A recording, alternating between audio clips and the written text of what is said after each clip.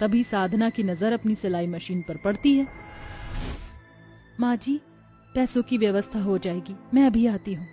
साधना घर से बाहर चली जाती है और थोड़े समय बाद एक रोहित नाम के आदमी के साथ घर आती है। भाई साहब, ये रही मेरी सिलाई मशीन। बहन, इस मशीन के केवल 1500 रुपए दे पाऊंगा मैं। बहू, तू अपनी सिलाई मशीन बेच रही है? जी माँ जी, इस मशीन को बेचकर मैं अपनी पांचों ननद के लिए नए कंबल लाने वाली हूँ। ये पांचों गर्भवती हैं, इन्हें ठंड से बचकर रहना बहुत जरूरी है। नहीं भाभी, हम आपको ये मशीन नहीं बेचने देंगे। अगर ये मशीन चली गई तो आप कपड़े कैसे सिएंगी? रिया, मशीन तो दोबारा भी आ जाएगी, पर इस समय तुम पांचों का सुरक्षित रहना बहुत जरूरी है। तभी साधना 1500 रुपए में अपनी सिलाई मशीन रोहित को बेचकर उन पैसों में 5 नए कंबल लाकर अपनी नंद को देती है, जिन्हें लेकर रिया और उसकी बहनें अपने ससुराल चली आती हैं। रात का समय।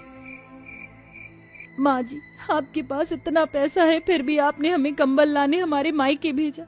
आपको पता है, इन कंबल की वजह से हमारी भाभी ने उनकी सिलाई मशीन बेच दी। अब वो सिलाई कैसे करेंगी?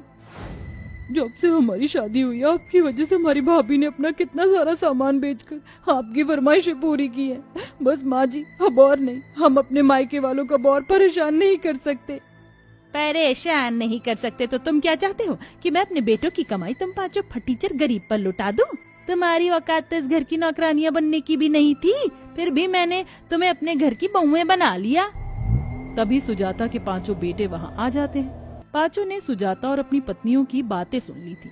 तभी रिया अपने पति और उसके भाइयों को सुजाता की सारी हरकत के बारे में बताती है। माँ, ये सब क्या? आप हमारी पत्नियों को इतना परेशान कर रही हो कि कंबल भी आपने उनके मायके से मंगवाई। माँ, इनके मायके वाले ही कितने गरीब हैं और आप उन्हें इतना परेशान कर रही थी। हम तो आपको पैसे भेज रहे थे ना, फिर भी आप हमारी पत्नियों को उनके मायके भेजकर उनसे सामान पे सामान मंगवाते जा रही थी। सुजाता के बेटे सुजाता को खूब खरी खोटी सुनाते हैं। तभी रमेश और उसके भाई अपनी पत्नियों के साथ उनके मायके आते हैं और अपने पैसों से एक नई सिलाई मशीन खरीद कर साधना को देते हैं और साधना निर्मला से माफी मांगते हैं। माँ जी, भाभी, माँ की ओर से हम आपसे माफी मांगते हैं। हमें नहीं पता था कि माँ हमारी पत्नियों के साथ ये सब कर रही हैं। माँ भाभी, हम वचन देते हैं कि आज के बाद माँ कभी ऐसी हरकत नहीं करेंगी। तभी पांचों भाई अपनी पत्नियों के साथ अपने घर आते हैं। माँ, हम शहर जा रहे हैं। हम पांचों भाई वहाँ 1 रुपए का खाना खाकर एक समय भूखे रहकर वो पैसा बचाएंगे और वो पैसा आप हमारी पत्नियों की जरूरत पूरी करने दे देना और हमारी महीने की कमाई आप रख लेना, पर मेहरबानी करके दोबारा हमारी पत्नियों के गरीब मायके वालों को परेशान मत करना। ये सुन